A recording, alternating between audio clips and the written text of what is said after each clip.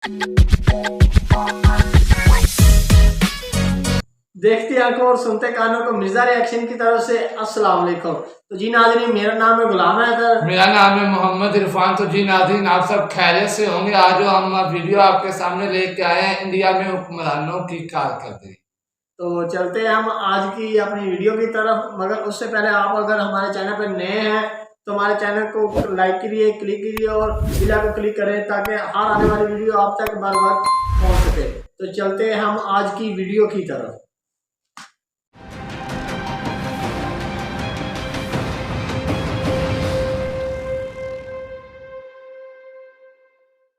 नमस्कार, राज की बात में आपका स्वागत है। कर्नाटक में कांग्रेस किसी तरीके से जोड़ तोड़ करके कम्युनिटियों से संपर्क करके भारतीय जनता पार्टी को हरा तो दी, 135 सीटें जीत तो ली, लेकिन अब पेच ऐसा फंसा है कि न तो सीएम बनाने की हिम्मत हो रही है और न ही सरकार बने जाने के बाद बचाने की ऐसी संभावना दिख रही है, क्योंकि संघर्ष तेज हो चुका है। केवल डीके शिव कुमार और सिद्धारमैया की बात नहीं है, ये दोनों तो सबसे प्रबल दावेदार माने जा रहे हैं सीएम पद के लिए, लेकिन पर्दे के पीछे की सच्चाई कुछ और ही चल रही है। खड़गे का भी समर्थन हो रहा है, दलितों का समर्थन मिल रहा है और कम्युनिटी जो इन लोगों को सपोर्ट कर रहे हैं, इसके लिए तैयारी कर रहे हैं कि कर्नाटक में अब सड़क पर संघर्ष होगा अपने नेता के लिए,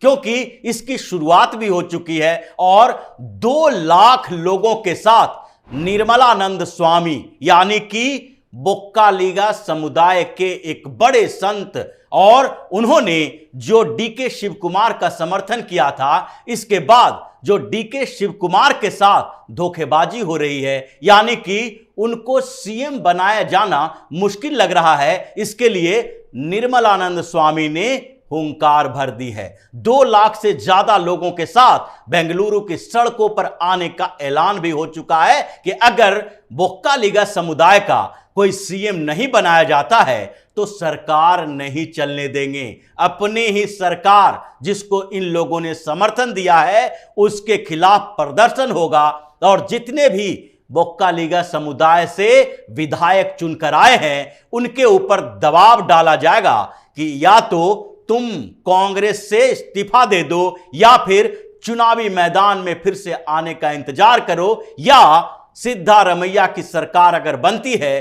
तो उस सरकार को गिराओ, क्योंकि अगर ऐसा नहीं करोगे तो उसके बाद आप फिर दोबारा चुनाव जीतकर नहीं आ पाओगे। ऐसा बोक्कालीगा समुदाय के नेताओं का मानना है, क्योंकि जिस तरीके से डीके शिव कुमार के पीछे बोक्कालीगा समुदाय पूरी तरीके से एकजुट होता दिख रहा है, उसमें तो यही है। और इन लोगों ने यह भी कही है बात कि जो कृष्णा थे, एसएम कृष्णा के बाद से कोई भी इस समुदाय का सीएम नहीं बनाया गया, और अब जो कि पहले से लगातार लिंगायतों को तवज्जो दी जा रही थी, दूसरे स्तर पर और जो कुरुबा कम्युनिटी है, दलित कम्युनिटी है, उन लोगों को भी तवज्जो दी जाती रही है। अब एक बार हमें भी फिर से मौका दिया जाना चाहिए। इसलिए डीके शिव कुमार बार बार ये कह रहे हैं कि हमारे पास विधायकों का समर्थन जितना भी है उसका हम एक्सपोज नहीं कर सकते, लेकिन फिर भी अगर सीएम के अलावा कोई पद देने की बात कही गई तो कर्नाटक में कांग्रेस टूट जाएगी, क्योंकि उनको से केवल बोक्कालीगा समुदाय का समर्थन नहीं है बल्कि लिंगायतों का भी समर्थन मिल रहा है। लिंगायत में 2 गुट बटे हुए हैं आजकल, क्योंकि एक गुट जो एमबी पाटिल के नेतृत्व में है वो समर्थन कर रहा है सिद्धारमैया का। एमबी पाटिल दिल्ली पहुंचे और यहां पर उन्होंने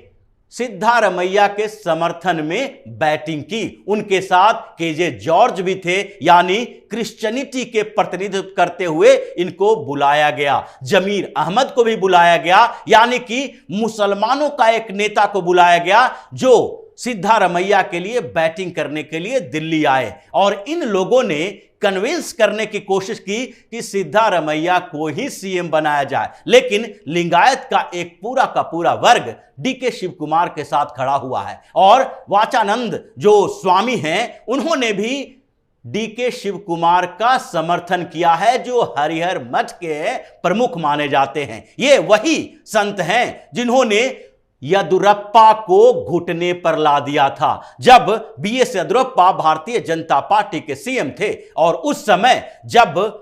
लिंगायतों को कैबिनेट में महत्वपूर्ण पद नहीं दिए जा रहे थे, तो यही हरिहर मठ ने धमकी दी थी येदियुरप्पा को कि अगर लिंगायतों को कैबिनेट में महत्वपूर्ण पद नहीं दिए जाते हैं, महत्वपूर्ण विभाग नहीं दिए जाते हैं, तो आपकी सरकार गिर जाएगी। और इस धमकी के बाद बीएस येदियुरप्पा तो दिल्ली पहुंच गए थे। उन्होंने यहां तक कह दिया था कि जिस तरीके से मठों का सरकार में हस्तक्षेप चल रहा है और ये लोग जिस तरीके से धमकी दे रहे हैं कि इसे मंत्री बनाओ, इसे मुख्यमंत्री बनाओ, उसमें तो ऐसा लगता है कि हमें इस्तीफा दे देना चाहिए। और लिंगायतों के जो कुछ मठ हैं उसके दबाव न झेलने के कारण ही बीएस येदियुरप्पा जो दिल्ली में बैठ के कर रहे थे, उन बैठकों के बाद यह नतीजा निकाला गया कि येदियुरप्पा को अब सीएम पद से इस्तीफा दे देना चाहिए और वासवराज बोम्मई को सीएम बनाया गया। अब वही वाचानंद जो हैं वो हरिहर मठ जो है वो साथ खड़ा है डीके शिव कुमार के साथ। और अभी जो 34-35 लिंगायत विधायक हैं उन लोगों ने भी हंगामा करना शुरू कर दिया है और वो जो हरिहर मठ के साथ खड़े हैं वो डीके शिव कुमार के लिए बैटिंग कर रहे हैं, जबकि दूसरे तरफ लिंगायतों में एक वर्ग विशेष है जो कि सिद्धारमैया के समर्थन में खड़ा है। यानी कि हर कम्युनिटी के कुछ विधायक एक गुट में हैं तो कुछ दूसरे गुट में हैं और इसीलिए सिद्धारमैया जो अपने आप को जिस तरीके से प्रोजेक्ट कर रहे हैं कि कर्नाटक के हर इलाके में उनका इन्फ्लुएंस है और उनकी कम्युनिटी जो कुरुबा कम्युनिटी है और एक और संगठन अहिंदा संगठन है, इन दोनों ने सिद्धारमैया के लिए एक ऐलान कर दिया है कि अगर सिद्धारमैया को कर्नाटक का सीएम नहीं बनाया जाता है तो हम लोग भी सड़क पर उतरकर प्रदर्शन करेंगे और इसमें कर्नाटक में अगर सिद्धारमैया सीएम नहीं रहेंगे तो फिर कोई और सीएम कांग्रेस का नहीं रहेगा, दूसरी पार्टी का हो सकता है। यानी फिर से 2018 के बाद वाली स्थिति आ गई है। 2018 में चुनाव के बाद जो कांग्रेस के अंदर विस्फोटक की स्थिति इस बात के लिए हुई थी कि कांग्रेस नेता राहुल गांधी ने उस समय जेडीएस को सीएम का पद दे दिया था, गठबंधन करने के लिए, भारतीय जनता पार्टी को इससे दूर रखने के लिए, ताकि सत्ता से भारतीय जनता पार्टी को बेदखल किया जाए। क्योंकि पिछले चुनाव में भारतीय जनता पार्टी सबसे बड़ी पार्टी थी, 104 विधायक उसके थे जबकि 80 विधायक कांग्रेस के थे। अगर वोट की बात की जाए तो इस बार भी भारतीय जनता पार्टी को यह नहीं कहा जा सकता कि कर्नाटक में पूरी तरीके से लोगों ने इग्नोर कर दिया, बहिष्कार कर दिया। जो बड़ी बड़ी बातें कही जा रही है वो इस आधार पर कही जा रही है कि सीटों के आंकड़ों में उलटफेर हुआ है। जो पिछली बार 36% यानी 35.67% वोट भारतीय जनता पार्टी को मिले थे और 104 सीटें जीत कर आए थी, उसी तरीके से इस बार भारतीय जनता पार्टी को 36% ऊपर वोट मिले हैं और सीटों की संख्या घट गई है। क्योंकि पिछली बार कांग्रेस के साथ ऐसा हुआ था, कांग्रेस 38% वोट लेकर आई थी और सीट 80 ही मिले थे। इस बार भी कांग्रेस को 42% ही वोट मिले हैं। पिछली बार से 5% वोट जो एक्स्ट्रा मिले हैं वो जनता दल सेकुलर के वोट हैं, जो कि पिछली बार 18% वोट लाया था, इस बार 13% पर सिमट गया। वही 5% वोट पूरी तरीके से कांग्रेस के साथ जाकर जुड़ गई, क्योंकि पोलराइजेशन हुआ मुसलमानों का, पोलराइजेशन हुआ कुछ भारतीय जनता पार्टी विरोधी वामपंथियों का, जिहादियों का। तो इसलिए इस बार का खेल जो है वो वोटिंग को लेकर नहीं है। इस बार भारतीय जनता पार्टी के शीर्ष नेतृत्व को इस बात की चिंता नहीं है कि कर्नाटक में लोकसभा चुनाव के समय क्या 28 में से 25 सीट इस बार भी जीत पाएंगे। इसमें कोई कंफ्यूजन नहीं है, क्योंकि विधानसभा सेगमेंट वाइज जो नतीजे सामने आए हैं उसमें तो भारतीय जनता पार्टी को यह विश्वास है कि इस बार के लोकसभा चुनाव में फिर से कर्नाटक में 25 से 26 सीट भारतीय जनता पार्टी के पास आएगा, क्योंकि उस समय लीडरशिप की जो बात है वो प्रधानमंत्री नरेंद्र मोदी की होगी, भारतीय जनता पार्टी के स्टेट लीडरशिप यानी बोमई जैसे लोगों की नहीं होगी। लेकिन फिर भी कर्नाटक में जो सरकार बनाने की स्थिति है उसमें डीके शिव कुमार और सिद्धारमैया के बीच जो कम्युनिटी का वार चल रहा है कि हमारा भी, उसमें कुछ और कम्युनिटी जो कर्नाटक के हैं वो भी सामने आ रहे हैं। उसमें से दलितों का भी ये मानना है कि हमारा तो अब तक कोई सीएम ही नहीं हुआ है, इसलिए हमारे वर्ग से भी किसी को सीएम बनाने के लिए सोचा जाना चाहिए। उसमें 2 नाम अलग से हैं, खड़गे भी उसमें शामिल हैं और जी परमेश्वर भी शामिल हैं। तो ऐसी स्थिति चल गई है कि 5-5, 6-6 अलग अलग कम्युनिटी जो है वहां पर कांग्रेस के ऊपर दबाव बना रही है और कांग्रेस का शीर्ष नेतृत्व पूरी तरीके से बिखरा हुआ है। इसलिए खड़गे के आवास पर जो बैठकें चल रही है उन बैठकों में बार बार इस बात का जिक्र हो रहा है कि क्या किसी को सीएम बनाने के लिए ये दूसरे को नाराज किया जा सकता है, सब सहमति बन पाएगी, इस पर गंभीर चर्चा हो रही है। क्योंकि जो ऑब्जर्वर सुशील कुमार शिंदे हो या फिर बावरिया हो, दीपक बावरिया हो या फिर जितेंद्र सिंह हो, इन लोगों ने जो विधायकों का मन टटोला था उसमें भी कुछ गड़बड़ियां दिख रही है। विधायक कंफ्यूज तो हैं, लेकिन उसमें कहा गया था कि या आप एक संख्या भरें और एक नाम भरें या फिर प्रायोरिटी तय करें। तो संख्या और नाम जो भरने की बात है तो पहले प्राथमिकी के तौर पर तो सिद्धारमैया के पास अभी कांग्रेस के 90 विधायकों का समर्थन दिखा, लेकिन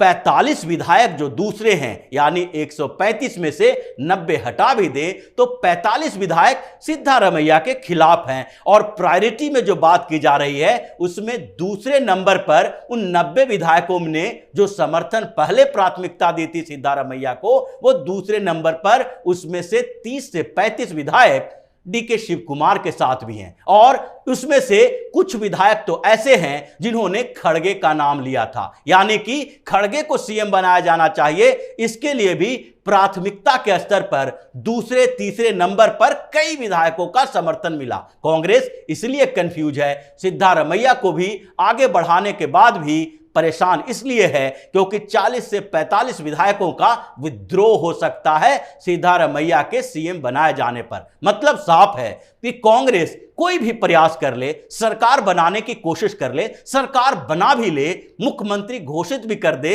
लेकिन सरकार चलाना मुश्किल हो जाएगा। जिस तरीके से पिछली बार 2019 में जो विधायकों ने मोर्चा खोला था और 16-17 विधायकों ने कांग्रेस से इस्तीफा देकर उपचुनाव में जाने का ऐलान किया था। ऐसा नहीं था कि वो उन्हें एंटी डिफेक्शन यानी दल बदल निरोधक कानून के तहत उनके सदस्यता नहीं गई थी, सदस्यता गई थी, फिर भी उन्होंने विद्रोह करके सदस्यता खत्म करके और फिर से उपचुनाव में जाकर भी भारतीय जनता पार्टी की सरकार बनाई थी, कांग्रेस जेडीएस की सरकार गिराई थी। कुछ इसी तरह की स्थिति अब फिर से हो रही है क्योंकि इन विधायकों को लगता है कि हमें वोट अपनी कम्युनिटी के उन लोगों का मिल रहा है और वो लोग जब सड़क पर आकर ये मांग कर रहे हैं तो इसका मतलब है कि हम अगर चुप रहते हैं तो उनका वोट हमें अगले चुनाव में नहीं मिलेगा और अगर हम विद्रोह करते हैं तो फिर से उपचुनाव में हमारी जीत लगभग पक्की है। इसलिए ये अपने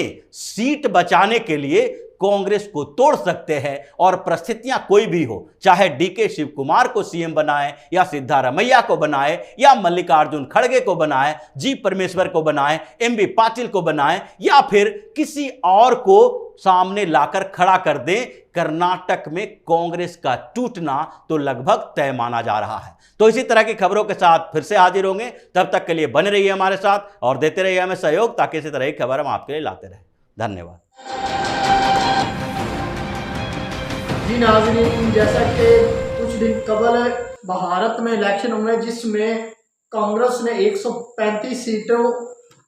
की जीत हासिल की है, मगर कांग्रेस ने 135 सीटें लेकर भी अपना सीएम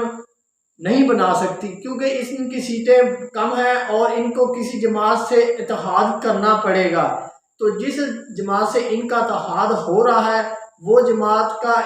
इनके साथ ये मुतालबा है कि सीएम हमारा होना चाहिए, मगर कांग्रेस ये कह रहे हैं कि अगर सीएम होगा तो हमारी जमात का होगा वरना नहीं होगा। और साथ साथ उन्होंने ये धमकी भी लगा दी है अगर हमारी जमात का सीएम नहीं होगा तो हम 2 लाख लोगों के साथ लेकर रोड पर निकल आएंगे और जगह जगह पर रोड ब्लॉक करेंगे और एहतजाज करेंगे। तो जी दोस्तों, जैसा कि जो कर्नाटक में कुछ दिन पहले इलेक्शन हुआ है, जहां से कांग्रेस ने तकरीबन जीत अपनी पक्की कर ली और इलेक्शन जो हुए वो कारकर्दगी की बुनियाद पर हुए हैं, जिस पर बीजेपी को बहुत बुरी तरह शिकस्त हुई। और इससे साफ नजर आ रहा है कि कर्नाटक और इंडिया की अवाम ने मोदी पर इत्मीनान खत्म कर लिया है। और देखा जाए तो अपोजिशन जमातें सीएम कांग्रेस का नहीं बनाना चाहती, तो कांग्रेस की सीटें तोड़ने के लिए अपोजिशन जमातें बहुत जोर लगा रही हैं कि सीएम कांग्रेस का ना बने, हमारा बने। अगर बन भी गया तो हम उन्हें काम नहीं करने देंगे। तो जी नाजरीन, आप अपनी राय में बताइएगा कि किस जमात का सीएम बनेगा और आपको कैसी वीडियो लगी, अपनी राय का इजहार कमेंट में जरूर दीजिएगा। तो इसके साथ ही हमें इजाजत दीजिएगा। ओके, अल्लाह हाफिज।